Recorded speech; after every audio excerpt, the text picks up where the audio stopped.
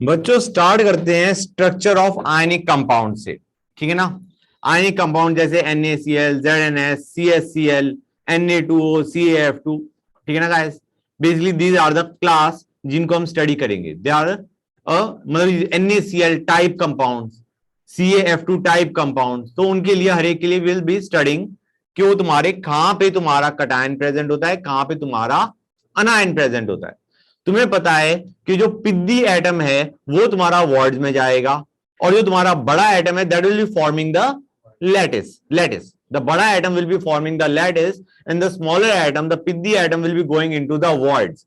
Words कौन से में जाएगा? It might go into tetrahedral void, it might go into octahedral void, it might go into cubic void. Important stuff is it should not rattle inside that ward.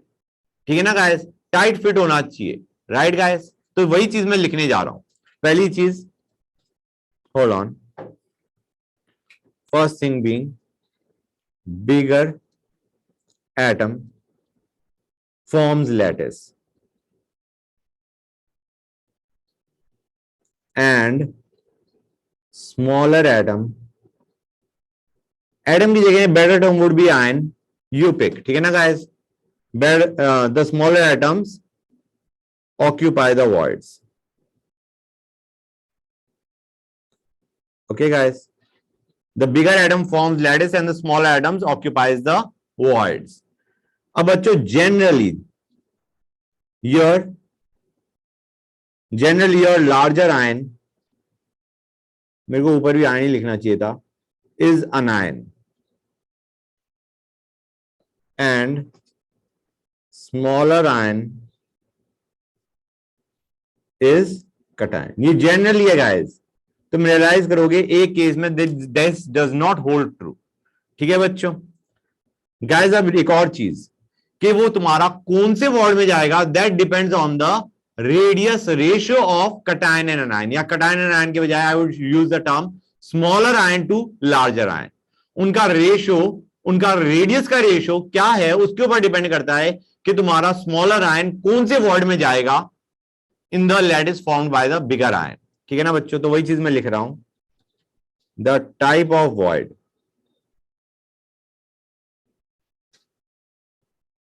occupied by smaller ion is decided by radius ratio of smaller to larger ion। ठीक है बच्चों, तो let us have a look at radius ratio rule।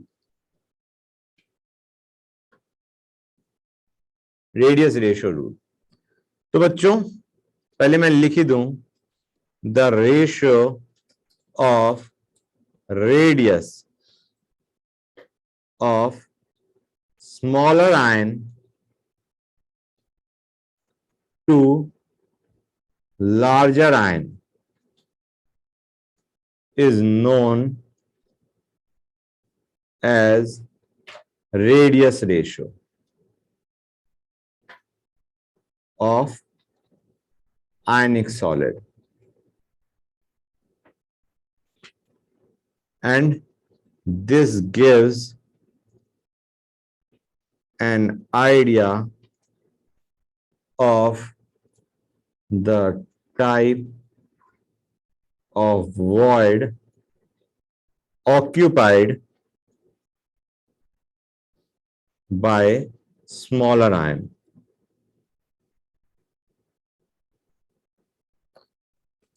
ठीक है ना बच्चों।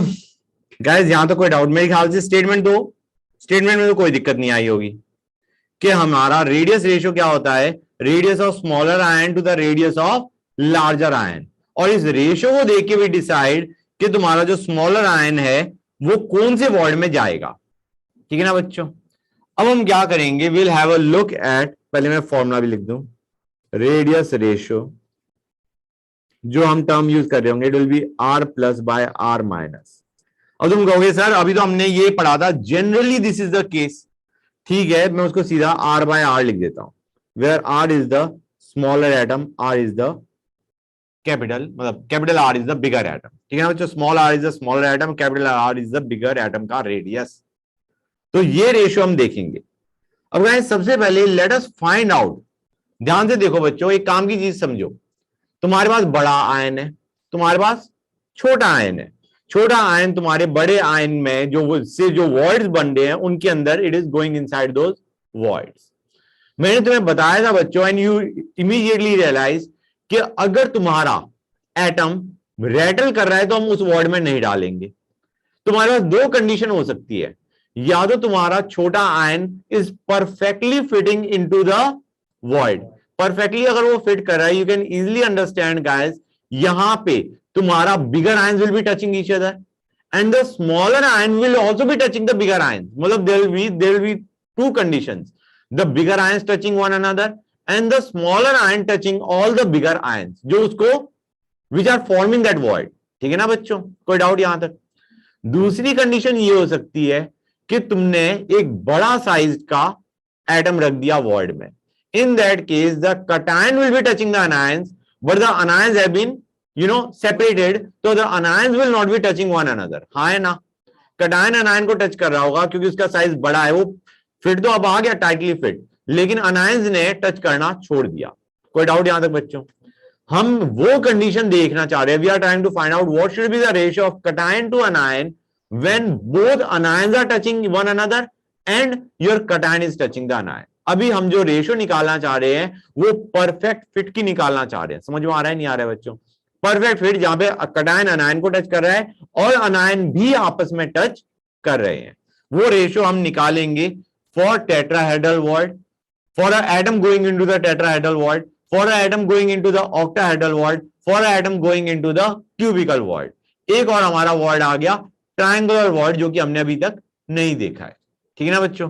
जो triangular void है वो तुम्हारा देखा जाता है 2D में as compare to 3D। Bigger ion का रेडियस और स्मॉलर आयन का रेडियस इज स्मॉलर। तो 2D में देखते हैं, 2D voids, 2D में जो तुम्हारा वॉइड होता है that is a triangular void बच्चों, what we have is a triangular void. तो बच्चों देखो, मैं एक इंफॉर्मेशन भी लिख दूं, this type of void is found in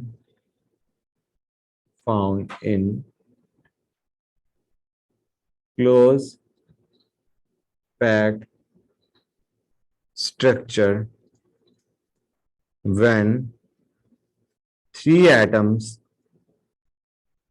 are in contact।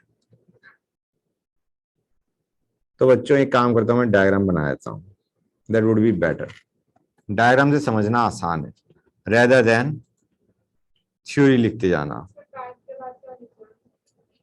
Close packed structure, close packed structure, that's nice, ठीक है बच्चों? बेसिकली हम 2D में देख रहे हैं, 2D में भी तुम्हारा कौन से वाला, हेक्सागोनल वाला, याद आ रहा है नहीं याद आ रहा है बच्चों? This was your hexagonal arrangement, basically efficient arrangement, क्योंकि तुम्हारा जो स्क्वायर क्लोज था that was not efficient, this is efficient बच्चों। तो यहां पे हम क्या करेंगे, ये इसके अंदर यहां पे हम 2D में देख रहे हैं, मतलब atom has to fit inside this triangular void बच्चों, ये ट्रायंगुलर वॉइड हो गया मोर और लेस, और इसमें हमने छोटा एटम या आयन हमने फिक्स कर दिया।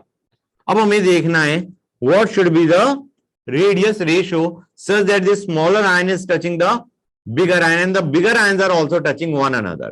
तो एक काम करते हैं, लेट अस मेक दिस, ये अब हम क्या पढ़ने लग गए, एक तरीके से मैथ्स। ये हो गया बच्चों, ये तुम्हें दिख रहा है this is a equilateral triangle, हाँ है ना बच्चों? जहां पे एज लेंथ क्या होगी बच्चों, 2r, राइट? और ये लेंथ क्या होगी, what will be this length, ये हो जाएगी actually, this length will be, hold on guys, r plus r बच्चों, ये चीज समझ में आ रही है नहीं आ रही है? This length will be actually r plus r, got it guys? Good, इतना ही देखना था हमें। तो हमारा ये क्या आ गया बच्चों, this length is 2r and this length is nothing but r plus r। क्या हो गया बच्चों, कोई दिक्कत आ गई क्या? कम ऑन गाइस बोलो, क्या हो गया? इधर ध्यान दो बच्चों, ये हमारा हो गया, ये चीज क्लियर है नहीं? I am talking about this half distance, ये r है और तुम्हारा ये यहां पे तुम्हारा क्या प्रेजेंट है बच्चों, तुम्हारा ट्रायंगुलर वॉर्ड में एक एटम प्रेजेंट है या आयन प्रेजेंट है जिसका रेडियस इज स्मॉल r। यहां तक कोई डाउट बच्चों? अब ये जो तुम्हारा इक्विलेटरल ट्रायंगल है, that means this angle is 60 degree and this angle is 30 degree बच्चों, हाँ है ना? राइट तो हम क्या कह सकते हैं, cos 30 will be equal to r over r plus r, हाँ है ना बच्चों? राइट यहां से हम we can simply calculate this as, ये आ गया √3/2, तो हमारा r बाय r क्या आ गया बच्चों, this will come out equal to it will be 2/√3 -1। यहां पे कैसे पहुंचा, इसमें किसी बच्चे को दिक्कत आ रही है या नहीं आ रही है? पहले मैंने रेसिप्रोकल कर दिया, फिर मैंने r plus r bye r को लिख दिया r bye r plus 1। I don't think इसमें किसी बच्चे को कोई दिक्कत आनी चाहिए। गाइस बताओ भाई, नहीं आ रही ना दिक्कत? गुड। ये वैल्यू तुम्हारी कितनी आती है, this comes out equal to 0.155। ये वैल्यू आ गई 0.155 बच्चों। मतलब अगर तुम्हारा कटायन टू अनायन का रेडियस रेशियो 0.155 है, the smaller atom will fit perfectly into the triangular void and the anions या लेट अस से the bigger ion will also be touching one another. अब अगर ये रेशियो 0.155 से बढ़ेगी तो तुम्हारा cation will be touching the अनायन but the anions will not be touching one another. समझ गए गाइस?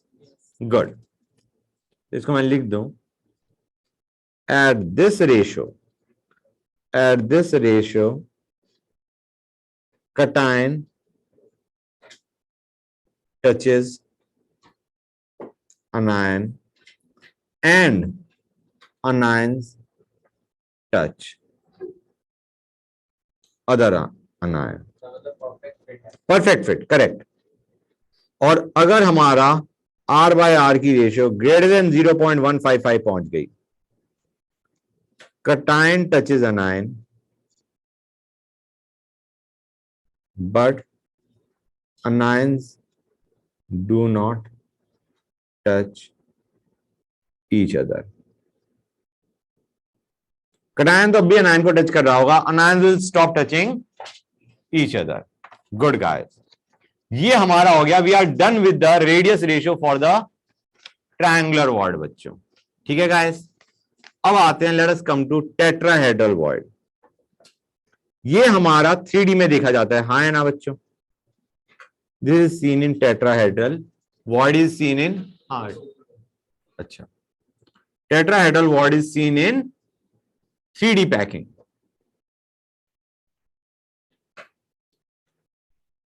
कर लिया नोट बच्चों? कर रहे हो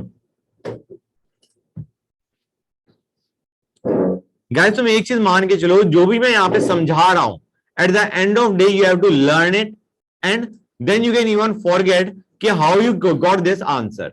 अगर तुम्हें 0.155 ऐसी वैल्यूज तुम्हें याद हो जाती है तो you can automatically skip the part जहां से तुम्हें ये हाँ, जहां से हमने ये डिराइव किया, you can skip that part.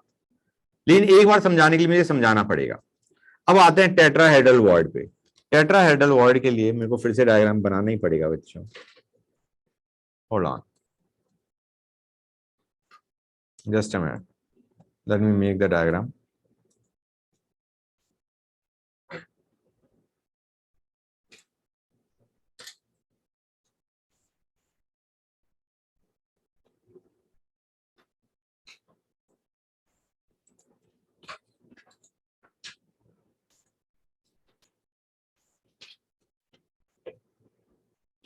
तुम्हें बताया बच्चों, this was your tetrahedral void. Black is your first layer, red is your second layer. इन दोनों लेयर के बीच में जो तुम्हारा वॉइड बन रहा है, that is a tetrahedral void. This is a tetrahedral void. अब बच्चों तुम इतना समझ गए होगे कि तुम्हारा टेट्राहेड्रल शेप होगी इसकी। मतलब अगर तुम टेट्राहेड्रल वॉइड CH4 को रिलेट करो, CH4 का तुम्हारा स्ट्रक्चर क्या होता था? ये होता था बच्चों। कैन यू रियलाइज गाइस, अगर तुम ध्यान से देखो, इस शेप को देखो, तो तुम्हारी ये शेप इस टाइप की बनती है।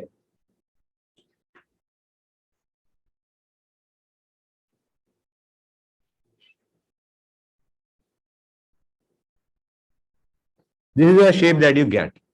ठीक है बच्चों, बेसिकली ये जो तुम्हारा टॉप पे है, ये this is your red one, this is your red atom, और ये जो तुम्हारे तीन ब्लैक है, these are your these three atom. समझ में आ रहा है नहीं आ रहा है बच्चों? हाँ बेटा बोलो।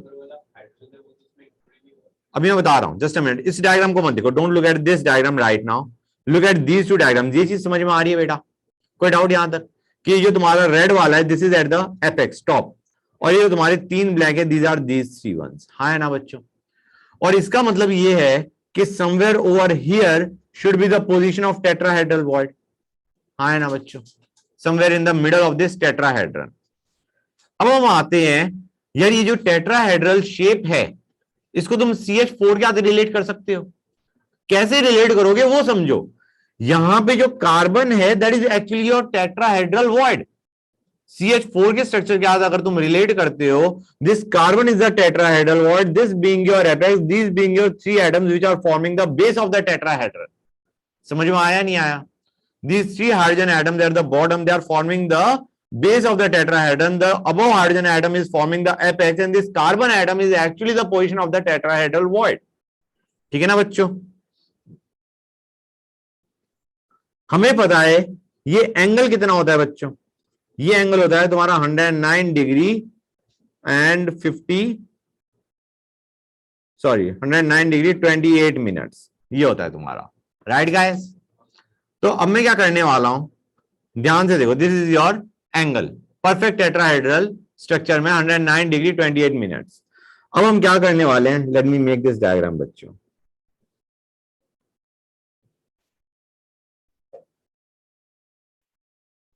ये जो मैंने डायग्राम बनाया है, I made this diagram guys, ध्यान से देखो, उसका मैं मिटा दूंगा। This is the diagram that I am talking about.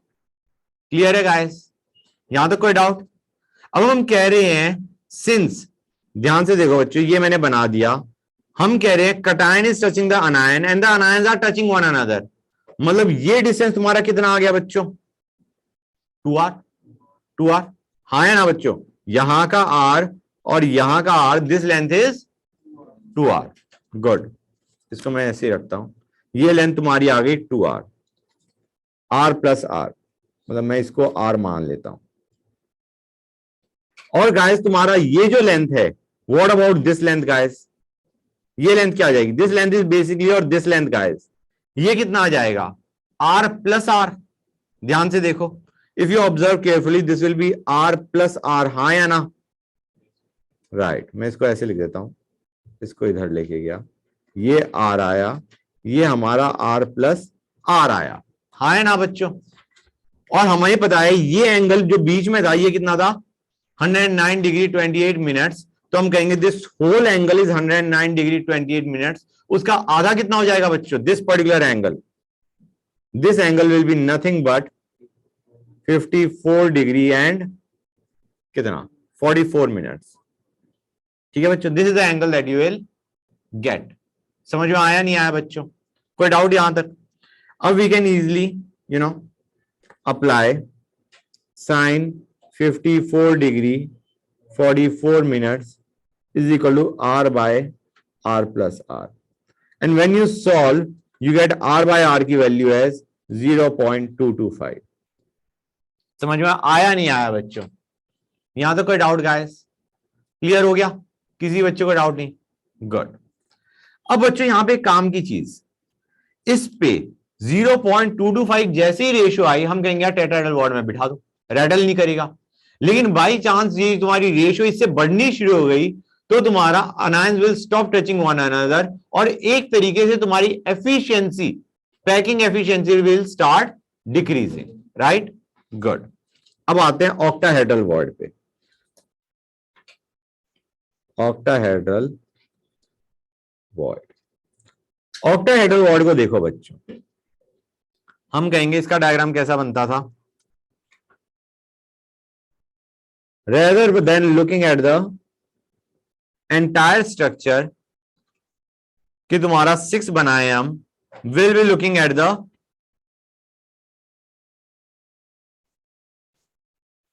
Will be looking at the 2D structure बच्चों। उससे समझना आसान हो जाएगा द रेडियस रेशियो गाइस। ये हमारा है। तुम कहोगे सर 2 एटम और होते हैं, एक यहां पे ऊपर एक यहां पे नीचे, हाँ या ना? This is the structure that we actually have.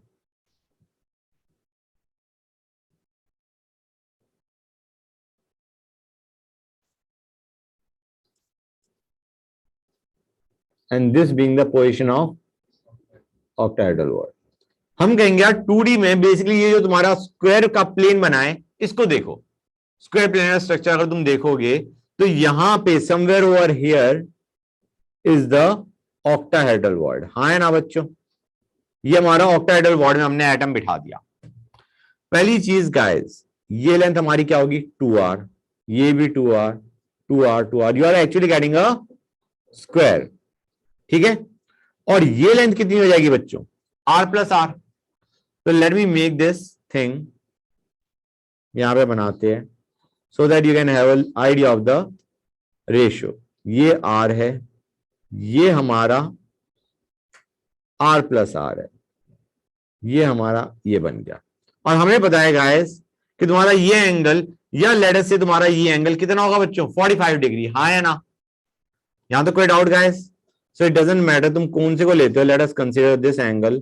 ये एंगल हमें पता है कितना है बच्चों? 45 degree. oh come on 45 degree. तो हम क्या कहेंगे? cos 45 will be equal to r over r plus r। तुम रियलाइज करोगे r बाय r की वैल्यू कितनी आ जाएगी बच्चों? It will be √2 - 1 which is 0.414। Okay guys, मतलब अगर तुम्हारा रेशियो 0.414 या उससे ज्यादा है, we can place the atom in octahedral void. अब एक नॉर्मल सी चीज बच्चों, यार ये वैल्यू तो तुम्हारी टेट्राहेड्रल से भी ज्यादा है। सपोजिंग मैंने कहा तुम्हारा r बाय r की वैल्यू आ गई 0.5, that basically means it has both options available, tetrahedral word and octahedral word। हम कहेंगे भाई टेट्राहेड्रल में क्यों जाएं, वहां पे तो इनएफिशिएंसी काफी ज्यादा होगी। rather than going into the tetrahedral word it will go into the octahedral word, जहां पे पैकिंग एफिशिएंसी थोड़ी सी बढ़ जाएगी, राइट गाइस? क्योंकि टेट्राहेड्रल में रखोगे इनएफिशिएंसी बहुत ज्यादा बढ़ेगी, क्योंकि वहां पे रेडियस रेशियो शुड बी 0.225 और 0.5 is the ratio that we actually have. तो दैट्स इट, ठीक है ना गाइस? अब बच्चों एक और चीज, something that you have not studied, you know, अभी तक तुमने स्टडी नहीं किया है गाइस, तुम्हारा स्क्वायर प्लेनर ज्योमेट्री भी होती है।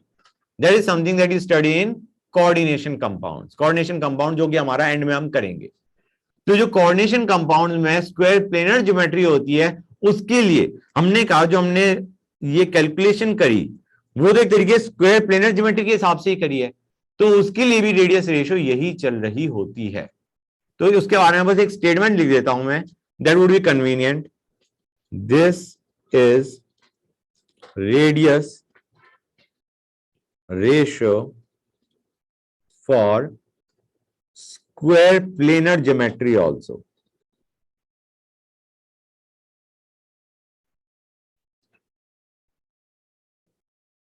seen in coordination compounds।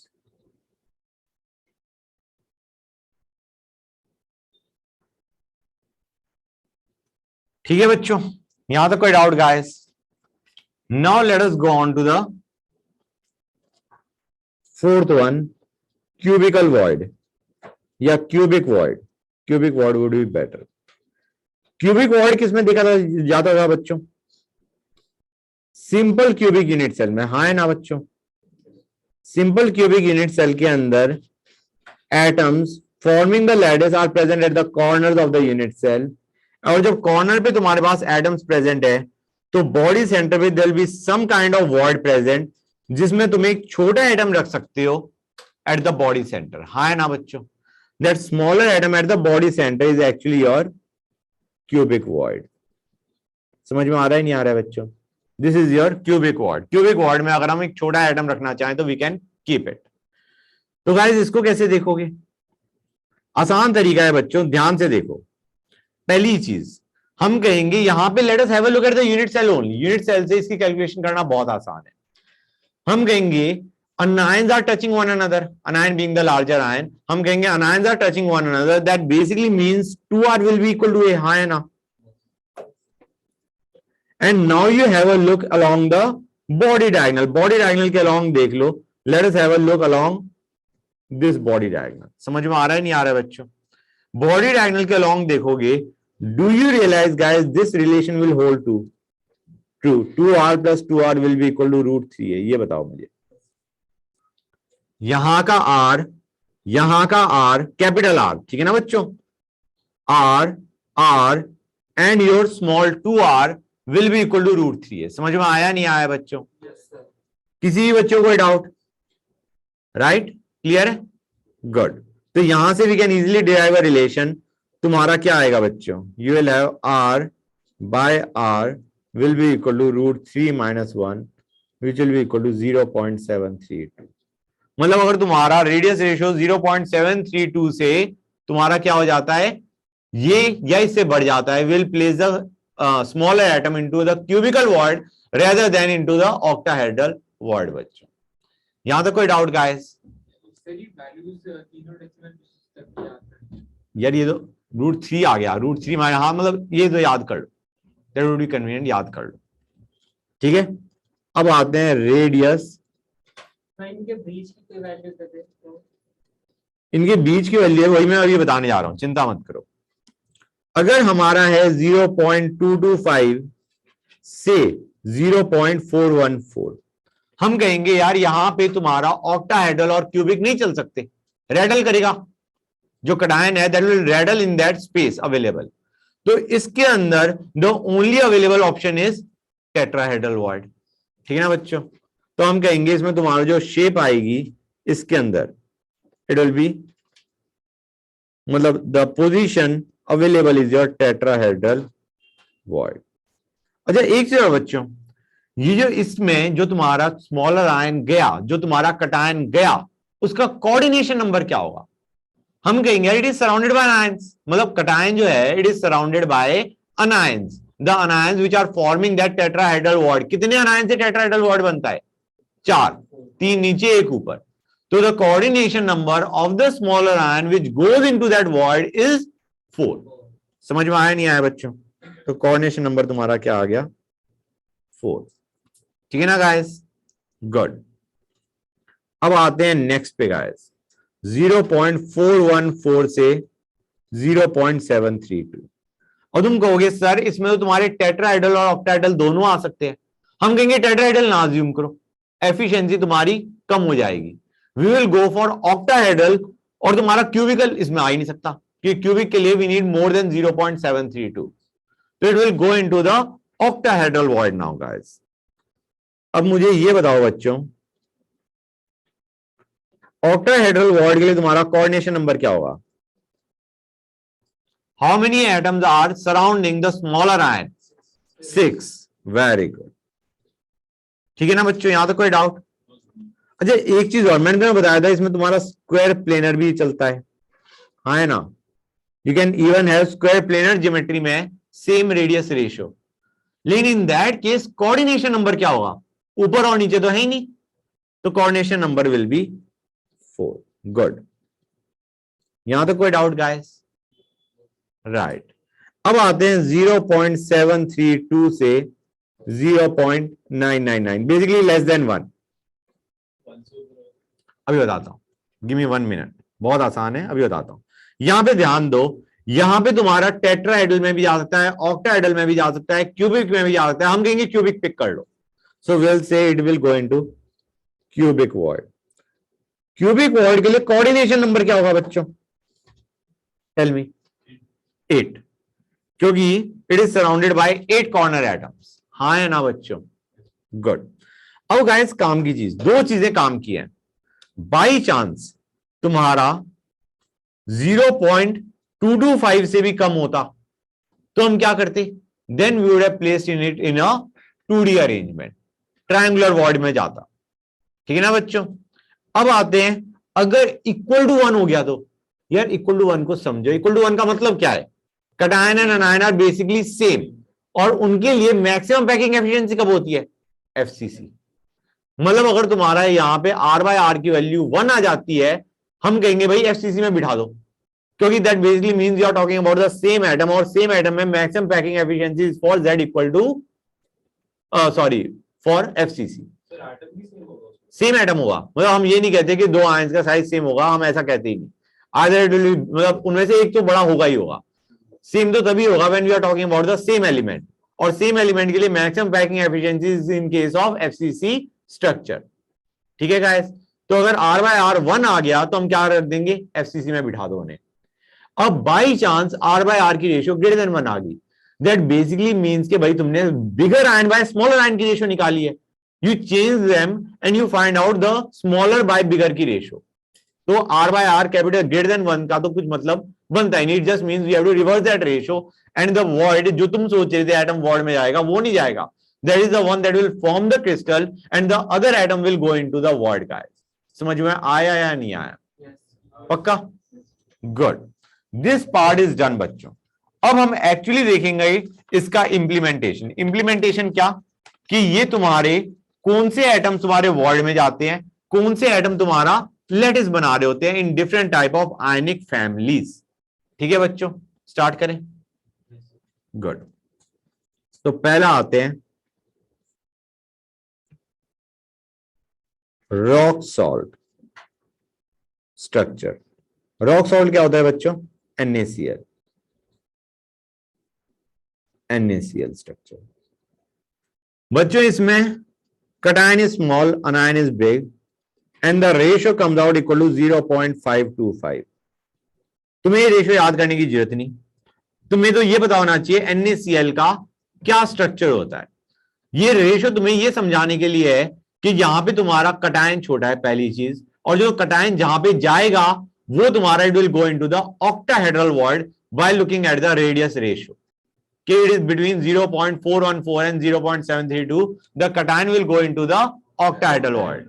और हम क्या कहेंगे, जो अनायन है that will form the lattice, और लैटिस जो तुम्हारा सबसे ज्यादा एफिशिएंट पैकिंग है वो क्या है? एफसीसी। एफसीसी के अंदर भी तो हम देखते थे कि तुम्हारा टेट्राहेड्रल और ऑक्टाहेड्रल वॉइड्स कहां कहां पे प्रेजेंट है, तो वही चीज मैं लिखने वाला हूं। Cl- forms FCC, मतलब present at corners and face centers. Na+ is present in octahedral voids. Octahedral voids का मतलब क्या हो गया बच्चों? इसका मतलब ये हो गया it is present at the body center as well as the edge center बच्चों। ठीक है गाइस, अब आता है कोऑर्डिनेशन नंबर। कोऑर्डिनेशन नंबर हम Na+ का निकालते हैं। गाइस कटायन का निकालना बहुत आसान है, कटायन का निकालना इट इज वेरी इजी, क्योंकि हम कहेंगे कटायन तुम्हारा वॉर्ड में जा रहा है, ऑक्टाहेड्रल वॉर्ड में। ऑक्टाहेड्रल वॉर्ड के लिए कोऑर्डिनेशन नंबर क्या होता है? 6, तो इट विल बी 6। इसको तुम थोड़ा बहुत विजुअलाइज भी कर सकते हो bye looking at this diagram. मैं तुम रियलाइज करोगे, देखने की जरूरत है नहीं वैसे, क्योंकि तुम्हारा जो बॉडी सेंटर पे है, बॉडी सेंटर पे जो तुम्हारा वॉइड प्रेजेंट है या एटम प्रेजेंट है उस वॉइड में, इट इज सराउंडेड बाय, तो होल्ड ऑन, ये मिट कैसे गया और मैंने कौन सा मिस कर दिया? This and your this, you can easily relate to that. Sir last पे तो आपने फेस सेंटर बनाया था। ये लास्ट में ना, बिल्कुल एंड में, ये जो जिनको मैं ज्वाइन कर रहा हूं। यस हाँ। सर। और ये जो बीच में जो तुम्हारा है, this particular one, this is your octahedral void, हाँ, बॉडी सेंटर। तो तुम विजुलाइज कर सकते हो बच्चों कि तुम्हारा coordination number for Na+ will be equal to 6। What about Cl- guys? अब ध्यान से देखो बच्चों, जो तुम्हारा Cl- है that is present at face centers and corner. Convenient क्या है? कॉर्नर के हिसाब से देखो, कॉर्नर के हिसाब से द क्लोजेस्ट वन। एक चीज समझ में आ रही है, नहीं आ रही है, कि तुम्हारा जो अनायन है उसके लिए जो क्लोजेस्ट एटम होगा वो कटायन होगा। मतलब अनायन के लिए अनायन will not be the closest atom, जैसे कटायन के लिए closest atom is the corresponding अनायन, तो ऐसे ही अनायन के लिए the closest atom will be the cation. तो अब हमने कहा यहां पे हमारे पास कॉर्नर पे एटम है, कौन? Cl-, उसके लिए जो तुम्हारा Na प्लस है वो कहां पे प्रेजेंट होगा, एच सेंटर पे। एच सेंटर का मतलब हो गया ये। तुम रियलाइज करो गाइस यहां पे कोऑर्डिनेशन नंबर क्या आने वाला है, 1 2 3 4 5 6। हाँ है ना बच्चों? So your coordination number for Cl minus will also be 6। यहां तो कोई डाउट गाइस? बच्चों बताओ। No sir. हाँ बेटा, सर एक बारी फिर से समझा दो। ये Cl माइनस का coordination number. Yes sir. Okay बेटा, ये देखो, let me use a different pen. ये तुम्हारा कॉर्नर पे क्या है, Cl माइनस। अब उसके लिए जो क्लोजेस्ट Na प्लस होगा, Cl माइनस के लिए जो क्लोजेस्ट Na प्लस होगा, that will B along the H centre. हाँ है ना? अब एच सेंटर के लिए तुम ऐसे रिलेट करो जैसे तुमने सिंपल क्यूबिक में कोऑर्डिनेशन नंबर देखा था। वो कहां पे होता था तुम्हारा, यहां पे एच सेंटर, यहां पे एच सेंटर, यहां पे एच सेंटर, और इसके कोरस्पॉन्डिंग। हाँ सर आ गया। अब समझ आ गया नहीं आ गया? हाँ जो हम सर। सिंपल क्यूबिक में देखते थे उसी पैटर्न पे हम देख के हम कह रहे हैं कि coordination number of Cl minus, मतलब Cl minus is surrounded bye 6 Na plus, 6 closest Na plus. बच्चों समझ में आ रहा है नहीं आ रहा है बच्चों, बताओ। गाइस क्लियर हो गया? गुड। Yes sir. अब just asking what should be the next nearest neighbour of Na plus. हम कहेंगे, ध्यान से देखना बच्चों, Na प्लस है, Na प्लस तुम्हारा किससे सराउंडेड है, Cl माइनस से। हमने देखा था 6 Cl माइनस है। When we try to look for the second coordination number या next nearest neighbor, do you realize guys it will be the next Na plus बच्चों। मतलब Yes, Na प्लस के लिए क्लोजेस्ट था Cl माइनस, तो जो next closest आएगा that will B Na plus. हाँ है ना बच्चों? हम कहेंगे नेक्स्ट नियरेस्ट Na प्लस कौन होगा? Do you realize guys it will be the atom present at the edge center बच्चों। हाँ या ना? जो क्लोजेस्ट था तुम्हारा वो कितने डिस्टेंस पे था, ये डिस्टेंस कितना है, a/2 है ना? अब जो तुम्हारा नेक्स्ट क्लोजेस्ट होगा वो किस पे होगा, a/√2 पे। हाँ या ना? विच will B basically your this distance. समझ में आ रहा है नहीं आ रहा है guys? This will be your second closest Na plus के लिए नेक्स्ट Na प्लस बच्चों, समझ गए? That will B the next nearest neighbour of Na plus. कितने होंगे ये बता दो मुझे। टोटल एजेस कितनी होती है, कितने एज सेंटर तुम देख सकते हो, 12। तो इसके लिए कोऑर्डिनेशन नंबर क्या आने वाला है बच्चों, 12। हाँ हाँ, नेक्स्ट नियरेस्ट, मैं क्या क्या बोल दिया, हाँ मतलब next nearest neighbour will be 12। अब आते हैं, हाँ बेटा, Na के लिए next nearest neighbour will be 12, या उसे मैं बेटर टर्म क्या बोलूंगा, second coordination number for Na plus will be 12। अब Cl माइनस के लिए सेकंड कोऑर्डिनेशन नंबर क्या होगा, मतलब Cl के लिए नेक्स्ट क्लोजेस्ट, मतलब एक पहला क्लोजेस्ट तो Na प्लस था, सेकंड क्लोजेस्ट कौन होगा, Cl ही होगा। FCC स्ट्रक्चर बना रहा है और हम देखना चाह रहे हैं एक Cl से क्लोजेस्ट Cl कितने हैं, बताओ मुझे कितने होंगे। Cl के लिए we are looking at Cl and we know it is forming FCC, मतलब तुम्हारा कोऑर्डिनेशन नंबर इसमें भी 12 आएगा। FCC में कोऑर्डिनेशन नंबर क्या आता है, 12। तो बेसिकली दोनों के लिए ही जो नेक्स्ट कोऑर्डिनेशन नंबर आएगा वो क्या आएगा बच्चों, second coordination number, that will B 12। ये मैं लिख नहीं रहा हूं, ये एक्स्ट्रा इंफॉर्मेशन होगी कि by chance you have to visualize, yes you can visualize guys. समझ में आया नहीं आया बच्चों, किसी बच्चों को कोई डाउट? गुड। अब एक और चीज हम कहेंगे यार, टोटल NaCl की कितनी यूनिट्स होंगी इनसाइड द यूनिट सेल। हम कहेंगे FCC बना रहा Cl माइनस, 4 Cl माइनस आए, और जितने Cl माइनस होंगे उतने ही Na प्लस होंगे। इसको तुम दो तरीके से देख सकते हो, या तो चार्ज न्यूट्रलिटी, 4 Cl माइनस तो 4 Na प्लस, या फिर तुम ये भी कह सकते हो ऑक्टाहेड्रल बॉन्ड्स भी तो तुम्हारे 4 होंगे, तो you will have 4 NaCl units inside the unit cell. ये मैं लिख देता हूं। यूनिट सेल हमेशा न्यूट्रल होती है। हाँ बेटा, 4 NaCl units in unit cell. यहां तक कोई डाउट बच्चों, क्लियर है? और net charge on unit cell is always 0, remember that as a fact. अब आते हैं दूसरे पे बच्चों, let us have a look at zinc blende या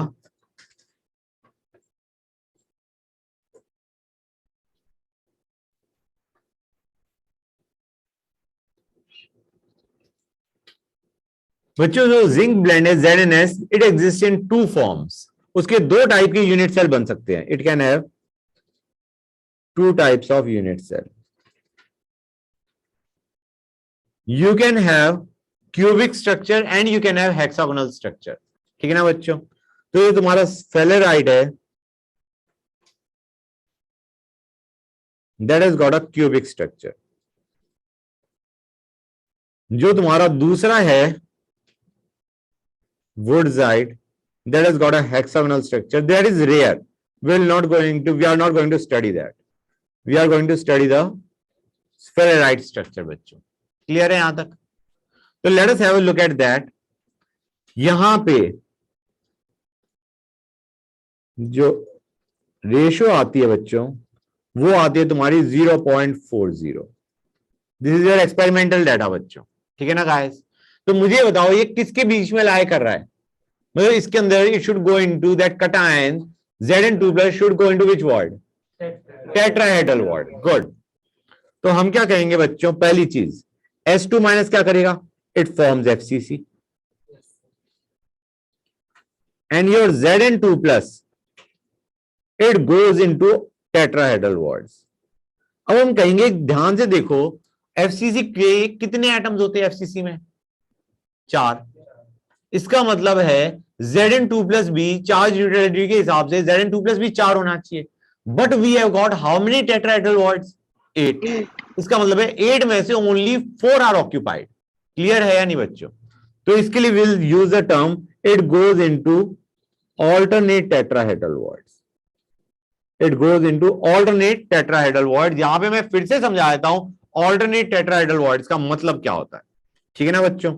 पहली चीज 4 out of 8 are occupied. पहली चीज काइंड ऑफ ऑब्वियस. ठीक है ना बच्चों. Now let us have a look at the कौन से 4 ऑक्यूपाइड होंगे out of those 8 corresponding to the 8 corners. उनमें से कौन से 4 विल बी ऑक्यूपाइड? बच्चों अगर तुम्हारा इस वाले का ऑक्यूपाइड है, इस कॉर्नर के कॉरेस्पॉन्डिंग टेट्राहेड्रल वर्ड ऑक्यूपाइड है, तो कौन से एलिमिनेट हो गए? ये एलिमिनेट हो गया, ये एलिमिनेट हो गया, ये एलिमिनेट हो गया. तो उसके बाद तुम्हारा फेस डायगोनल के ऊपर जो तुम्हारा नेक्स्ट लाई करता है वो वाला ऑक्यूपाइड होगा. और दूसरे में तुम्हारे कौन से ऑक्यूपाइड होंगे बच्चों? This and this. You remember this और नॉट गाइस? ये डायग्राम हमने एक क्वेश्चन में देखा था जहां पे उन्होंने कह रखा था ऑल्टरनेट कुछ कॉर्नर्स की बात करी थी, शायद उन्होंने ऑल्टरनेट कॉर्नर्स की बात करी थी. This is the diagram that we made बच्चों. तो इसके कॉरेस्पॉन्डिंग तुम्हारे 4 टेट्राहेड्रल वर्ड्स, ये इसको ऐसे बना देता हूं, ये इसका, इसका.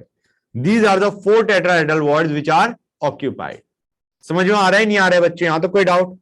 क्योंकि बाई चांस एग्जाम्पल दे रहा हूं मैं, उसने कहा हमने बॉडी डायगोनल के अलोंग सारे एटम हटा दिए, तो क्या करोगे? बॉडी डायगोनल के अलोंग, एक पर्टिकुलर बॉडी डायगोनल के अलोंग सारे आइटम हटा दिए. You have got to know कि Zn कौन सी जगह प्रेजेंट है. कितने हटेंगे गाइस? एक हटेगा. Correct. That is very important.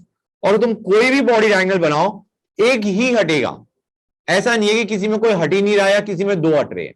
तो that is the reason you have got to know what we mean by alternate tetrahedral voids. अब आते हैं दूसरी चीज पे, coordination number. Let us have a look at the coordination number बच्चों. Coordination number किसके लिए? Zn2+. यार ये तो टेट्राहेड्रल वर्ड में जा रहा है, बड़ा आसान है. कितना होगा coordination number? It is surrounded bye 4 S2- ion. हाँ है ना बच्चों? जो कि अगर तुम रियलाइज करो तो कौन से होंगे? एक कॉर्नर एटम और 3 तुम्हारे फेस सेंटर के, जो हमने टेट्राहेड्रल वर्ड को इमेजिन करते हुए देखे थे. तो basically coordination number for Zn2+ is actually 4. ठीक है बच्चों. अब आते हैं कोऑर्डिनेशन नंबर फॉर S2-.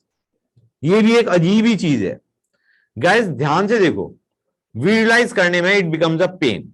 ध्यान से देखना बच्चों. नॉर्मली अगर सारे टेट्राहेड्रल वर्ड्स ऑक्यूपाइड होते तो कोऑर्डिनेशन नंबर क्या होता? उसे सोचो. अगर सारे टेट्राहेड्रल वर्ड्स ऑक्यूपाइड होते by the cation later से, तो तुम्हारा कोऑर्डिनेशन नंबर फॉर अनायन क्या आता? Anion which is forming FCC. उसके लिए कॉर्नर एटम विजुलाइज करो, ठीक है ना बच्चों? कॉर्नर एटम विजुलाइज करो and try to find out कि तुम्हारा कोऑर्डिनेशन नंबर फॉर अनायन क्या होगा। 8 होना चाहिए, क्योंकि तुम्हारे पास ये गॉट हाउ मेनी, ये जो तुम्हारा corner is surrounded by 8 unit cells, 4 नीचे 4 ऊपर। हम कहेंगे यहां पे तुम्हारे पास 4 टेट्राहेड्रल वॉइड नीचे आएंगे, 4 टेट्राहेड्रल वॉइड ऊपर आएंगे, यू विल हैव 8। हाँ या ना? ये चीज समझ में आई नहीं आई बच्चों, ये बताओ मुझे। आ गई? Yes sir. गुड। अब यहां पे ऑल्टरनेट है, फील तो सीधा बता देती है कि 4 होंगे, लेकिन कौन से 4 बच्चों? तो गाइस ध्यान से देखो, ये डायग्राम तुम्हें थोड़ा दर्दनाक लगने वाला है। मैं इसको फिर से बनाऊं क्या? Hold on, I think it would be better I make another one. There we are. यहां पे जो तुम्हारे 4 होंगे वो कौन से 4 होंगे उन्हें देखो। ये रहा, ये रहा। Hold on guys, just a minute. हम कहेंगे डू यू रियलाइज कि कुछ इस टाइप का होना चाहिए? बच्चे कहेंगे सर डायग्राम ही ना समझ में आ रहा। ये डायग्राम समझ में आना बहुत पेन है बच्चों। ये इस टाइप का डायग्राम है, अगर तुम इसे ध्यान से देखो तो इट इज, मैं इसको फिर से बनाता हूं, in the form that you easily know.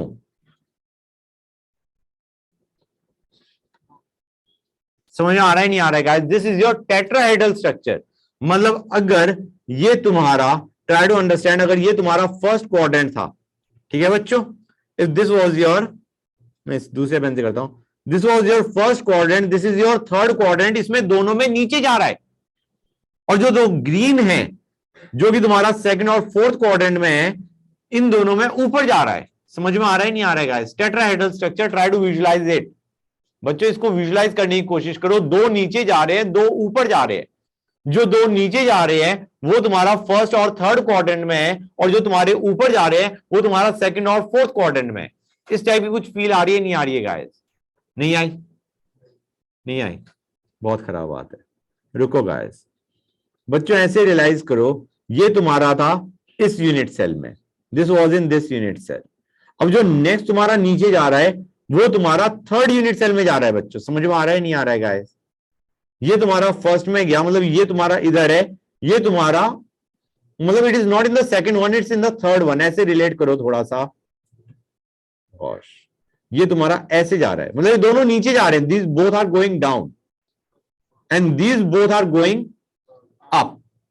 समझ में आया नहीं आया बच्चों? अरे जो ऑनलाइन वाले बच्चे वो भी हाँ बोलो भाई, थोड़ी बहुत फील आ रही है नहीं आ रही है? हाँ एक बार वापस से बताना। बेटा ये 2 तुम्हारे नीचे जा रहे हैं, ये दोनों के दोनों, 1 सेकेंड, इसको ऐसे विजुलाइज करो, ये नीचे जा रहा है, ये नीचे जा रहा है। नीचे इन द सेंस के गाइस, यहां पे ना विजुलाइजेशन में थोड़ा सा दिक्कत आएगी। तुम CH4 को देखते हो नहीं देखते हो गाइस? CH4 में अगर तुम इस पर्टिकुलर एंगल के अलोंग देखो, मतलब ऐसे देखोगे तुम, इसको कैसे देखोगे? रुको सोचने दो, मैं कैसे बताऊं तुम्हें। इसको तुम ऐसे देखो गाइस, अगर ये तुम्हारा प्लेन होता तो यहाँ पे 2 नीचे जा रहे थे, 2 ऊपर जा रहे थे, हाँ या ना बच्चों? Yes sir. ये उसी टाइप का है, मतलब ये तुम्हारा फर्स्ट क्वाड्रेंट हो गया, ये तुम्हारा थर्ड हो गया, ये तुम्हारा सेकंड हो गया, ये तुम्हारा फोर्थ हो गया। थोड़ा बहुत इस डायग्राम से रिलेट करके देखो। This is your tetrahedral void.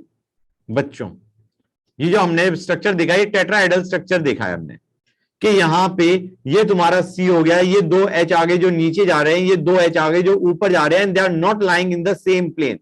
मतलब जो इनका प्लेन है, ये हमने ऐसे देखा नहीं था गाइस प्लेन में। When we looked at the planes, मैंने तुम्हें बताया था एक प्लेन ऐसा है, और these green are in a different plane, the red ones are in a different plane. अगर red ones are in the plane of the monitor, then green one is perpendicular to the plane of the monitor. कुछ feel आई नहीं आई? Yes sir, अब समझ गए। समझ गए? तो ये उस टाइप का है कि ये जो हमारा है, this was in the first unit cell, this is in the third unit cell, this is in the second unit cell, this is in the fourth unit cell. समझे नहीं समझे गाइस? बच्चों बताओ। फील आई नहीं आई? Yes sir. आ गई, good, जान निकल गई समझाते हुए। ठीक है, अब देखो बच्चों, काम की चीज क्या रही कि तुम्हारे what is the coordination number for अनायन, ये बता दो मुझे। 4 it will be 4, coordination number for अनायन is 4। ठीक है ना बच्चों, क्लियर हो गया यहां तक? हाँ good, sir. That is all I wanted to tell you guys. अब मुझे ये बताओ बच्चों, हमने कोऑर्डिनेशन नंबर देख लिया, late us have a look at the total number of, हमने और क्या देखना था, रुको मैंने ऊपर वाले में क्या क्या बताया था तुम्हें। सेकंड कोऑर्डिनेशन नंबर इस पे नहीं बता रहा मैं, बहुत खराब है, I don't want to go into that, मर जाएंगे हम रास्ते में कहीं ना कहीं। ठीक है, कोऑर्डिनेशन नंबर क्या था? अच्छा गाइस, यूनिट्स कितनी होंगी ZNS की इनसाइड द यूनिट सेल, ये बताओ मुझे। 4 होंगी या नहीं होंगी गाइस? Yes sir. तुम्हारा S2 minus is forming FCC 4 और alternate tetrahedral bonds are occupied 4 ZN2 plus, तो 4 ZNS units in unit cell. समझ में आ रहा है नहीं आ रहा है बच्चों? क्लियर हो गया यहां तक? गुड, गला बैठ गया बिल्कुल। गाइस अब आगे चलते हैं, ये हमारा हो गया। Next let us have a look eight structure of diamond. Structure of diamond, actually diamond को पहले करवाना चाहिए था ZNS से। डायमंड में क्या होता है, ध्यान से देखो गाइस, डायमंड में स्ट्रक्चर ऑफ डायमंड में देखो, carbon forms FCC and carbon is present in alternate tetrahedral bonds. मतलब समझ आ रहा है नहीं आ रहा है बच्चों?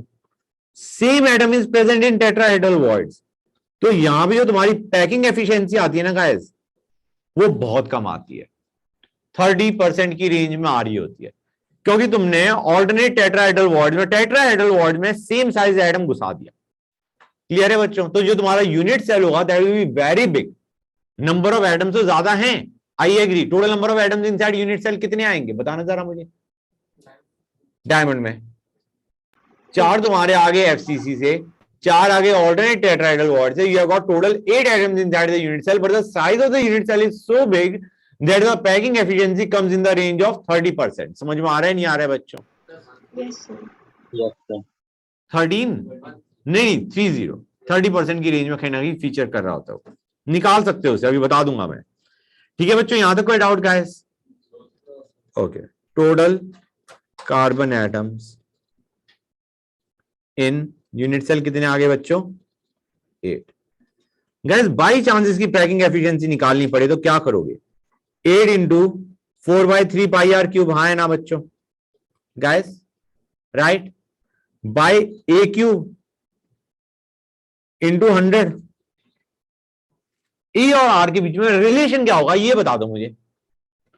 हम कहेंगे डू यू रिमेंबर गाइस कि जब तुम्हारा टेट्राहेड्रल बॉन्ड में होता था, तो do you remember this, R plus R could be written as √3/4a। ये लिखते थे नहीं लिखते थे बच्चों? मैंने तुम्हें बताया था that the atom was present, the tetrahedral bond was present at √3a/4 distance from the corner, हाँ या ना? हम कहेंगे यार यहां पे R प्लस R के बजाय why don't we write 2R, because we have got a same sized atom.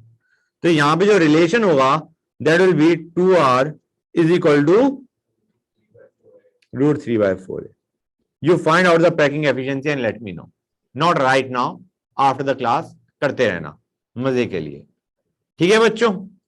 Good, तो ये था हमारा स्ट्रक्चर ऑफ डायमंड। अब आते हैं नेक्स्ट पे बच्चों, सीजियम क्लोराइड स्ट्रक्चर, CSCl। बच्चों CSCl का देखो, radius of CS plus by radius of Cl minus will be equal to 0.9। ये है हमारी वैल्यू। तो तुम रियलाइज कर रहे हो या नहीं बच्चों कि यहां पे जो तुम्हारा कटायन बैठा होगा वो कहां पे बैठा होगा? क्यूबिक वॉइड में, करेक्ट। तो हमारा जो Cl माइनस है that will be forming what? FCC नहीं बना रहा इस बार, सिंपल क्यूबिक बना रहा है, ठीक है ना बच्चों? Forms simple cubic structure. और जो तुम्हारा CS प्लस है that is present in cubic void. Clear or not, guys? Clear हुआ नहीं हुआ? Cubic void which is present at body center. I hope this thing is clear to you बच्चों. Yes, sir. ठीक है guys, coordination number पे आते हैं. किसका? CS प्लस का. हम कहेंगे हमें पता है क्यूबिक वॉइड के लिए कोऑर्डिनेशन नंबर कितना उठ के आता है बच्चों? 8 है ना बच्चों? जो cubic void is surrounded by 8 corner atoms. Coordination number for Cl minus क्या होगा बच्चों? एक काम करते हैं, late me make the diagram first.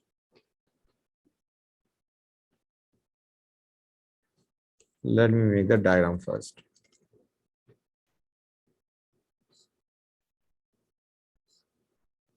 इसका भी सर एक ही होता है। AD होता है. Try to understand guys, जो तुम्हारा Cl माइनस है, it is present at the corners only. और कॉर्नर के लिए जो क्लोजेस्ट एटम है, that is the one at the body center. Basically CS plus is the closest atom to Cl minus. यहां पे जो कॉर्नर पे है उसके लिए क्लोजेस्ट एटम कौन है? CS plus. हम कहेंगे यार ऐसे तुम्हारे कितने यूनिट सेल ठहरे? 8. 4 नीचे 4 ऊपर. तो तुम्हारे पास कुछ इस टाइप का डायग्राम बन जाएगा बच्चों. हाँ या ना? मतलब you will realize it is more or less like your tetrahedral void अगर सारे के सारे ऑक्यूपाइड होते, क्योंकि वो भी बॉडी डायगोनल पे लाई करते हैं, ये भी बॉडी डायगोनल पे लाई कर रहा है. वो √3a/4 डिस्टेंस पे लाई कर रहे हैं, यहां पे √3a/2 डिस्टेंस पे लाई कर रहा है. समझ में आ रहा है नहीं आ रहा है बच्चों? क्लियर हो गया? गुड.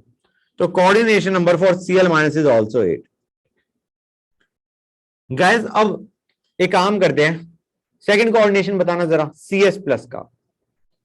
CS प्लस के लिए डू यू रियलाइज गाइस जो तुम्हारा सेकंड कोऑर्डिनेशन नंबर है वो कौन सा होना चाहिए? द नेक्स्ट CS प्लस, जो तुम्हारा बेसिकली नेक्स्ट यूनिट सेल में है ना बच्चों? कितना आएगा कोऑर्डिनेशन नंबर, कोई बताएगा मुझे? Anyone? Do you realize guys you will have 6 faces. 6 मतलब एक इसके लिए, ये जो तुम्हारा यहां पे है, यहां पे जो तुम्हारा क्या है बच्चों? सॉरी मेरे को ये यहां पे बनाना चाहिए था. होल्ड ऑन, ये मुझे यहां पे बनाना चाहिए था. ठीक है ना गाइस? बॉडी सेंटर पे है. ओके गाइस, तो हमारा ये जो है इसके लिए the next CS plus will be what guys? यहां पे, यहां पे, यहां पे, यहां पे, और तुम्हारा कहां पे? यहां पे, यहां पे. 6 फेसेस. समझ में आ रहा है नहीं आ रहा है बच्चों? फील आई नहीं आई? Yes, sir. तो तुम्हारे पास क्या आंसर आने वाला है? CS प्लस के लिए योर सेकेंड कोऑर्डिनेशन नंबर या your next nearest neighbour will be actually 6. और Cl माइनस के लिए नेक्स्ट कौन होगा? कितना होगा? Next Cl minus. Next Cl minus जो कि तुम्हारा सिंपल क्यूबिक में क्या होता है? It is 6 only. 1 2 3 4 5 6. हाँ है ना बच्चों? तो दोनों का कोऑर्डिनेशन नंबर कितना उठ के आएगा बच्चों? 6. गुड. ओके गाइस, एक चीज और बच्चों, ये तो हमारा हो गया. मैंने इसमें एक मिनट रुकना, मैंने कहीं ऐसा लिखा था कि तुम्हारी कितनी यूनिट्स होंगी, यूनिट्स उसमें लिख दिया था ना? गुड. राइट. अब मुझे ये बताओ बच्चों, यहां पे तुम्हारे CSCl में एक यूनिट सेल में कितनी यूनिट्स होंगी CSCl की? 1. कॉर्नर्स का Cl माइनस का 1 और क्यूबिक वॉइड में CS प्लस का 1. तो ये है 1 CSCl unit in unit cell. यहां तो कोई डाउट बच्चों? बताओ. गुड. अब आते हैं fluoride structure. Fluoride structure which is CaF2. बच्चों यहां पे अंडरस्टैंड करो, your cation is bigger than anion, तो the ratio that will be considering is anion to cation की ratio. That is the ratio that will consider, anion to cation की ratio, and that comes out equal to, जो भी है it comes out such that it is lying between 0.225 and 0.414. मतलब किस में जाएगा बच्चों? ये टेट्राहेड्रल वॉर्ड में. करेक्ट. होल्ड ऑन, हद हो गई।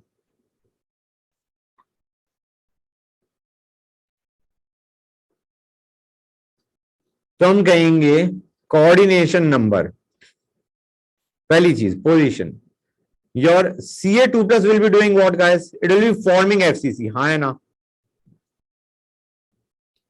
And your F- will be going into tetrahedral bonds. Do you realize guys तुम्हारे F- कितने होने चाहिए अगर Ca2+ FCC बना रहा है? Ca2+ के 4 रहे, F- कितने होने चाहिए? 8। Ca2+ अगर 4 हैं तो F- 8 होने चाहिए, and we know it is going into tetrahedral bonds. That means all the 8 tetrahedral bonds are occupied. Goes into tetrahedral bonds. All are occupied. All tetrahedral bonds are occupied. यहां तक कोई doubt बच्चों? बताओ। Okay, हाँ ठीक है बच्चों, clear हो गया यहां तक। अब आते हैं कोऑर्डिनेशन नंबर पे। पहले आते हैं F- के लिए क्या होगा बच्चों? कन्वीनियंट है, it is going into the tetrahedral void, तो उसके लिए कोऑर्डिनेशन नंबर क्या होगा? 4, हाँ है ना बच्चों? It is surrounded bye 4 Ca2+ ion. और कोऑर्डिनेशन नंबर फॉर Ca2+ क्या होगा? ध्यान से देखो, यहां पे ऑल्टरनेट टेट्राहेड्रल वॉर्ड्स में थोड़ी ना जा रहा है, ZnS से कंपेयर करो, वहां पे तुम्हारे alternate tetrahedral voids were occupied, यहां पे all the tetrahedral voids are occupied. Corner से देखोगे 4 नीचे आएंगे, 4 ऊपर आएंगे, इट विल बी 8। ये चीज समझ में आई नहीं आई बच्चों?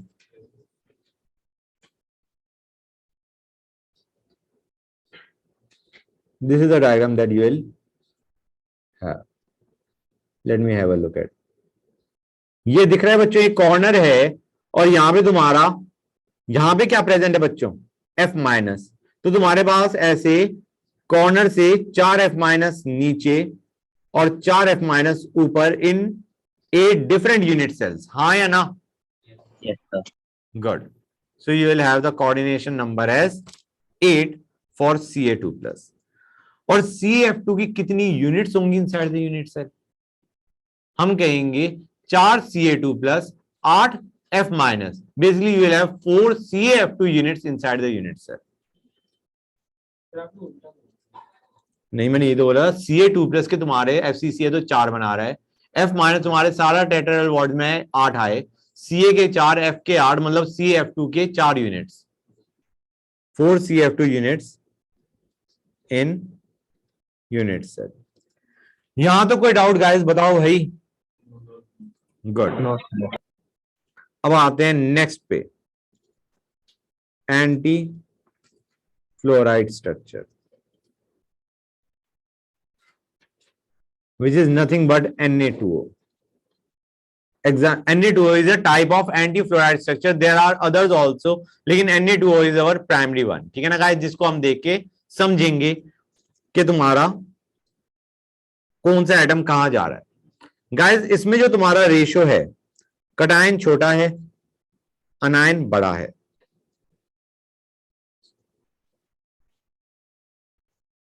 इसकी जो रेशियो है वो तुम्हारी वही है,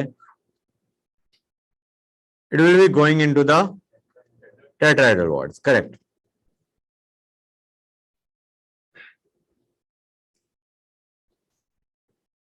लेकिन यहां पे अनायन इज बिगर, मतलब oxygen forms FCC, oxygen forms FCC, O2-, hold on guys, O2- forms FCC, and Na+ goes into the tetrahedral bonds. Will all the tetrahedral bonds be occupied or some of them? अब ये देखो, तुम्हारे O के हैं 4, तो Na कितना होना चाहिए? 8, तो all the tetrahedral bonds are occupied, goes into tetrahedral bonds.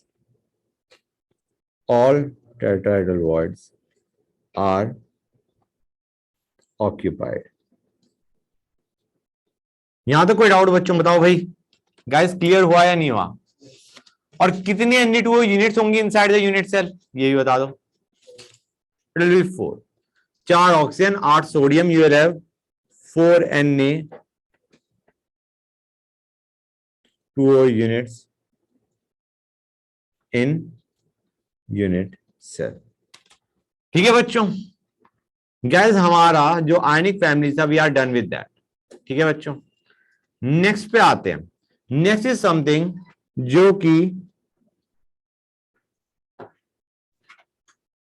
Help कैसे करेगा एग्जाम में, यू हैव नो आइडिया। ठीक है ना बच्चों, कि कैसे हेल्प करने वाला है अभी मैं पढ़ा दूंगा, then I will just tell you a small example कि वो कहां पे यूज में आ सकता है in the question that you have already done.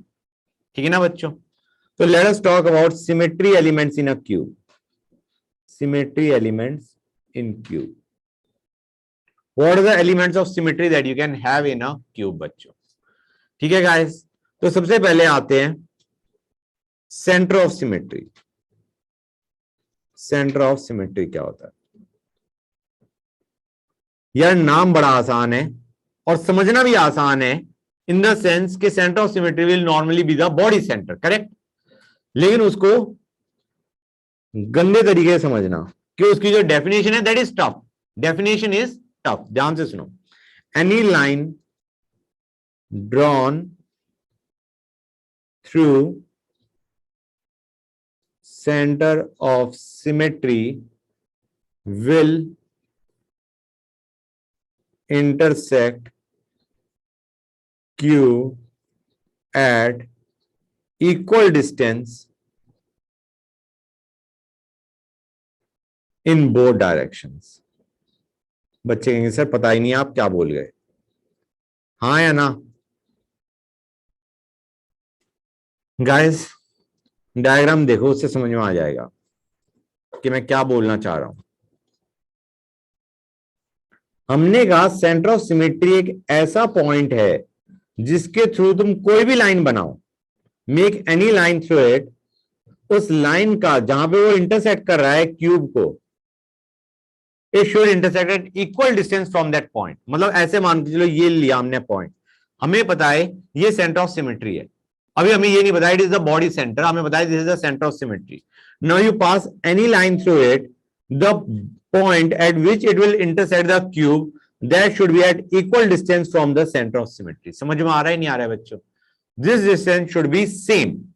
Centre of symmetry एक ऐसा पॉइंट है, this being the centre of symmetry, ये एक ऐसा पॉइंट है यहां से तुम कोई भी लाइन ड्रॉ करो, it will intersect the cube at equal distance in both the directions, in the left and right direction, दोनों तरफ सेम डिस्टेंस पे वो इंटरसेक्ट करेगा क्यूब को।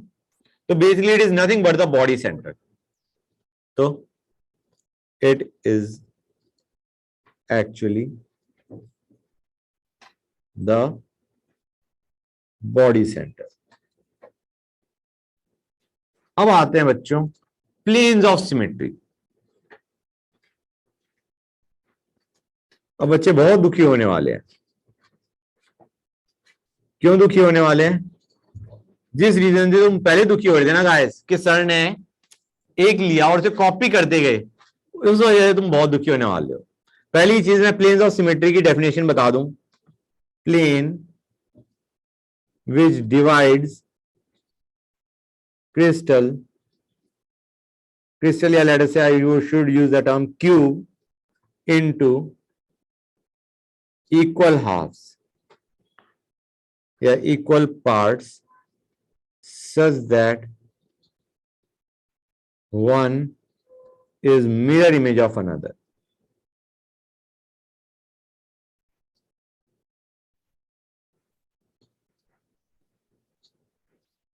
ओके बच्चों, ऐसे प्लेन्स को हम क्या बोलते हैं? Plane of symmetry.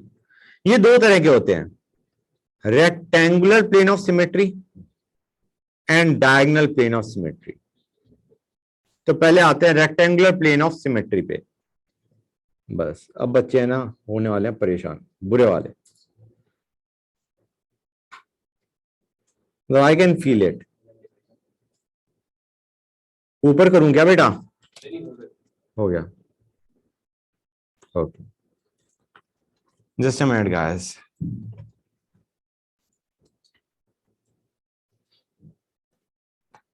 3 बना लो बच्चों, टाइम है ना, 3 बना लो। इतने मैं प्लेन ऑफ सिमेट्री बनाने पे ध्यान देता हूं।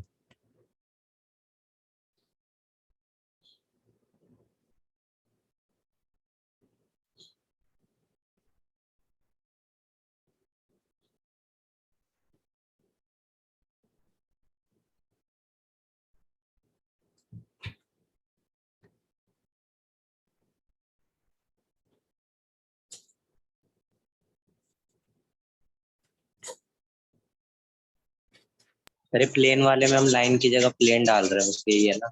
हाँ बेटा, चिंता मत करो, अभी हम लाइन ऑफ सिमेट्री भी देखने वाले हैं, एक्सिस ऑफ सिमेट्री जिसे बोला जाता है। बच्चे जानते हो ये कहां पे यूज में आने वाला है? कोई कहेगा तुम्हें X forms FCC, B Y forms Y is present in octahedral void, Z is present in tetrahedral voids, और हमने एक रेक्टेंगुलर प्लेन ऑफ सिमेट्री डाल दिया और उसके अलोंग जितने एटम थे वो सारे हटा दिए। Now tell me the formula of the compound. तो तुम्हें क्या पता होना चाहिए कि ये बंदा 4 एज सेंटर से जा रहा है, प्लस तुम्हारा बॉडी सेंटर से जा रहा है, प्लस तुम्हारा फेस सेंटर को कट करता हुआ जा रहा है। तो that is how they will ask the question if they ask a question about symmetry. वो सीधा कहेंगे रेक्टेंगुलर प्लेन ऑफ सिमेट्री डाल दिया और अब बताओ उसके अलोंग सारे एटम्स हटाने पे what will be the new formula of the compound. समझ गए? अरे यार अच्छा कॉपी किया हुआ है ना मैंने, गुड, क्योंकि रेक्टेंगुलर आए हैं, अब आते हैं हम diagonal plane of symmetry. Diagonal plane, इसमें तुम्हें 6 बनाने हैं बच्चों ओनली।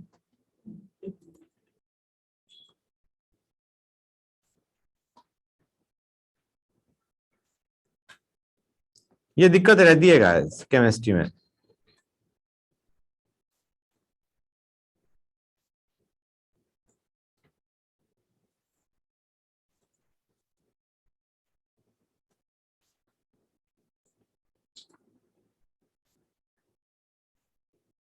अरे ये क्या हो गया मेरा?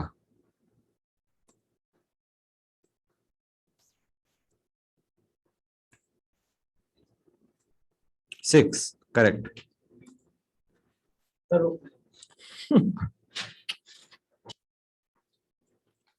मुझे बड़ा मजा आ रहा है।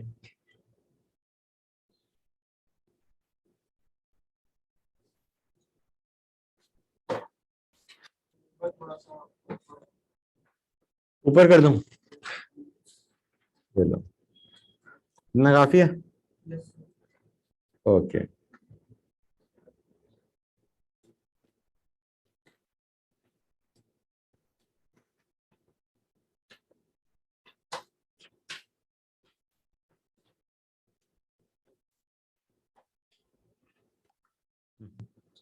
कर लो हम नीचे बेटा।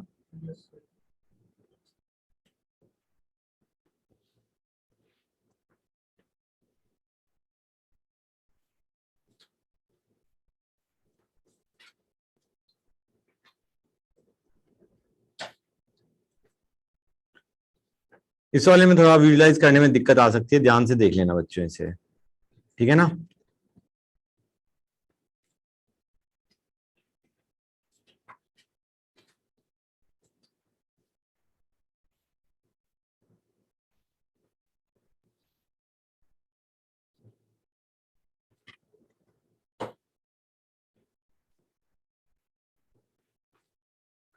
हो गया नहीं हो गया बच्चों, ये बताओ मुझे। थर्ड वाला कैसे काटते हैं? सर 1 मिनट रुक जाओ, क्यूब का क्यूबॉइड हो गया है पूरा। अच्छा हाँ बताओ, थर्ड वाला कैसे काटते थर्ड वाला ये। बड़े काम करो, रूम में विजुलाइज करो, रूम में विजुलाइज करना आसान है। हैं? 2 दिख गए, 2 दिख गए, 2 दिख गए, 6 हो गए। ये फोर्थ वाला क्या था? फोर्थ वाला कुछ नहीं है बेटा, फोर्थ वाला बेसिकली तुम्हारा थर्ड का दूसरा वाला हो गया। Right to left. हाँ, जो थर्ड से फोर्थ बना है, basically third and fourth are interlinked in a way. 6 वाले में दिक्कत आ रही है। नहीं सर, 6 वाला 6 एंड 5th आर हाँ रिलेटेड काइंड ऑफ, जिस हिसाब से मैंने अभी सब दिखाया था। ओके गाइस, सर 1 मिनट रुको। हाँ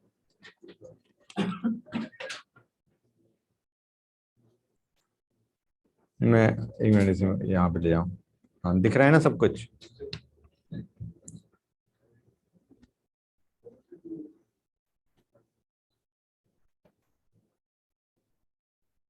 बच्चों, नोट कर लिया हो तो मैं कुछ इंफॉर्मेशन देना शुरू करूं प्लेन्स के बारे में?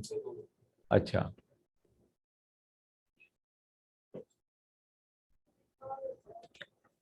चैप्टर या क्लास? खत्म होने वाला है इन अंदर 10 to 15 मिनट्स, हो जाएगा, निबट जाएगा। चैप्टर बना अभी लिया चलेगा, चैप्टर तो अभी, हाँ बना लिया सॉलिड स्टेट है बेटा, सॉलिड स्टेट फर्स्ट चैप्टर। ये सही था। हो गया नहीं हो गया बच्चों? Yes sir. गुड। मुझे ये बताओ, मैं मान के चल रहा हूं X Y Z, X is forming CCP, Y is present in octahedral void, Z is present in tetrahedral void, ठीक है ना बच्चों? मुझे बताओ, अगर मैं रेक्टेंगुलर प्लेन ऑफ सिमेट्री करता हूं, बनाता हूं, उसके अलॉन्ग सारे आइटम्स हटाता हूं, तो तुम्हारे कौन कौन से हटेंगे एक्स के? मतलब तुम्हारा जो सीसीबी या एफसीसी बना रहा है उसके कितने हट जाएंगे गाइस? 4 फेस सेंटर हटेंगे या नहीं हटेंगे, ये बताओ मुझे। गुड। हाँ सर। और अब तुम्हारे आते हैं ऑक्टाहेड्रल वर्ड में, कितने हट जाएंगे गाइस? 4 एज सेंटर और एक बॉडी सेंटर। हाँ है ना बच्चों? टेट्राहेड्रल वर्ड को हटेगा क्या? वो तो √3a/4 डिस्टेंस पे होता है। अगर तुम कोऑर्डिनेट्स की टर्म में सोचो तो it is present eight a/4 a/4 a/4 if corner is 0 0 0। समझ में आ रहा है नहीं आ रहा है बच्चों? फिर से रिपीट करता हूं, अगर तुम्हारा कॉर्नर 0 0 0 है तो तुम्हारा जो टेट्राहेड्रल वर्ड का कोऑर्डिनेट है that is a/4 a/4 a/4। ये तो 1/4 डिस्टेंस पे है, इसका मतलब है कोई टेट्राहेड्रल वर्ड नहीं हटेगा। अब आते हैं डायगोनल प्लेन पे बच्चों, इसमें तुम्हारे कितने वो हट जाएंगे एक्स के, मतलब एफसीसी वालों के? 2 फेस सेंटर हटेंगे, 4 कॉर्नर हटेंगे। फील आ रही है नहीं आ रही है? 4 कॉर्नर 2 फेस सेंटर। हाँ हाँ, नहीं वो तो उसका बता रहा हूं ना मैं, एक्स का, विच इज फॉर्मिंग एफसीसी। अब आते हैं ऑक्टाहेड्रल वर्ड। फेस सेंटर बेटा ये और ये, और 4 कॉर्नर हट गए। अब आते हैं ऑक्टाहेड्रल वर्ड, 2 एज सेंटर हट गए प्लस तुम्हारा बॉडी सेंटर हट गया, 3 हट गए। मतलब इन अ वे, हाँ मतलब कॉन्ट्रीब्यूशन लेना पड़ेगा, बट 3 हट गए। अब आते हैं टेट्राहेड्रल वर्ड, कितने हट गए? कोई बताओ मुझे answer. 4। Very nice, it will be 4, क्योंकि तुम्हारे 2 बॉडी डायगोनल कवर हो रहे हैं इसमें। बहुत हो गया, आगे चलते हैं गाइस।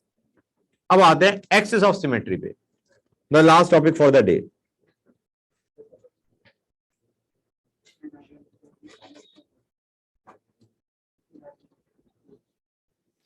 इसके बारे में ना अभी मैं काफी कुछ इंफॉर्मेशन लिख रहा हूं जो कि तुम्हें स्टेटमेंट वाइज समझ में नहीं आएगा, तो just note it down.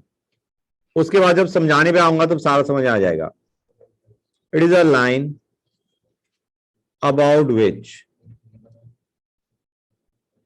crystal may be rotated such that it gives same appearance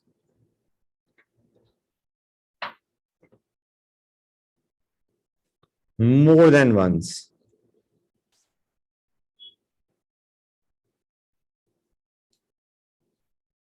During complete rotation of 360 degree. बच्चे कहेंगे सर पता ही नहीं आप क्या बोल गए, है ना? It gives same appearance more than once during complete rotation of 360 degree. कुछ समझ नहीं आया होगा, थोड़ा बहुत समझ में भी आया है तो पूरी क्लैरिटी नहीं आई होगी। दूसरी स्टेटमेंट और डिफिकल्ट है, उसको भी लिख दूं मैं, फिर मैं समझा दूंगा। If a crystal gives same appearance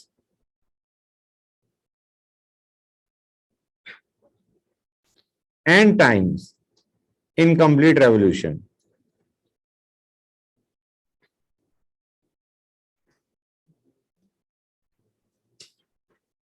n times in complete revolution the axis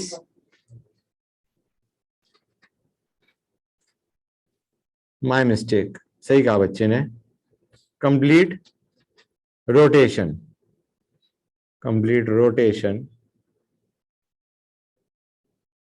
the axis is said to be n-fold symmetry.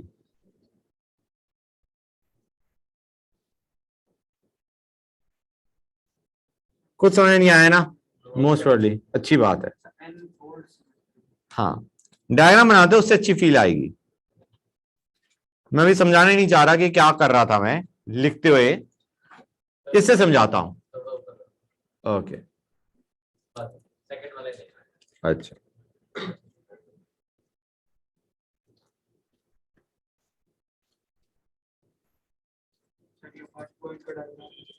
हाँ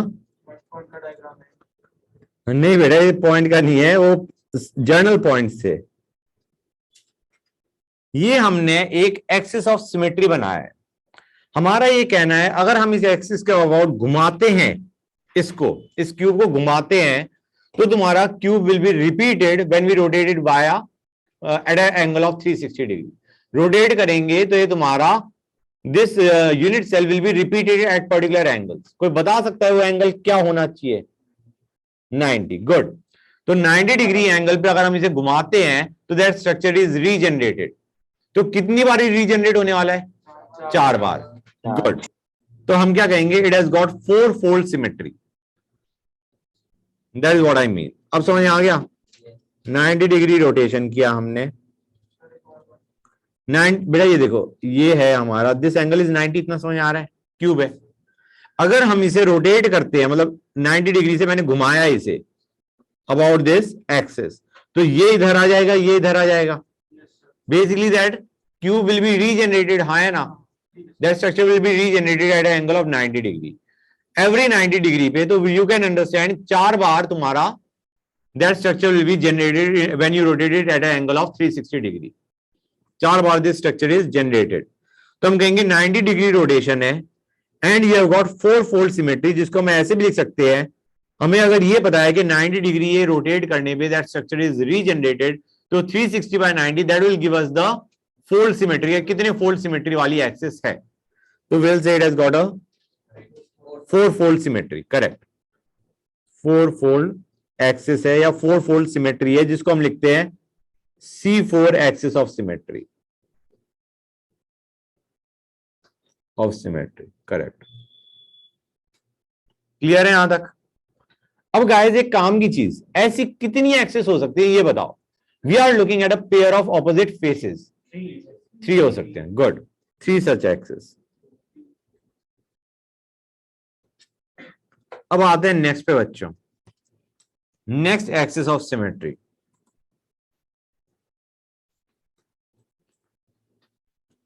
गाइस यहां से ये उठाया, यहां से ये उठाया और इन्हें ज्वाइन कर दिया, basically going along the body diagonal. Correct.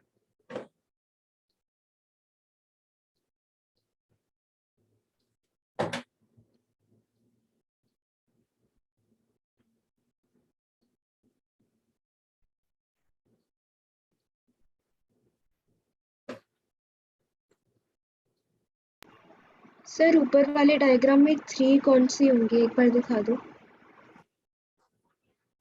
Nice, एक मिनट रुक जाओ।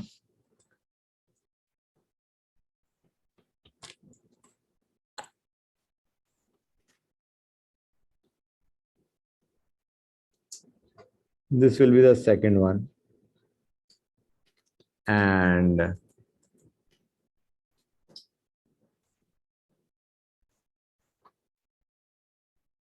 this rather will be the third one. Third one को आप विजुलाइज करना मुश्किल पड़ेगा तुम्हें, मतलब समझ आ रहा है नहीं आ रहा है बच्चों? बैक आगे से आता हो आप, पीछे चला गया, यस सर आ गया। आ गया समझ में? That's nice. तो इसके थ्रू पास होती है लाइन।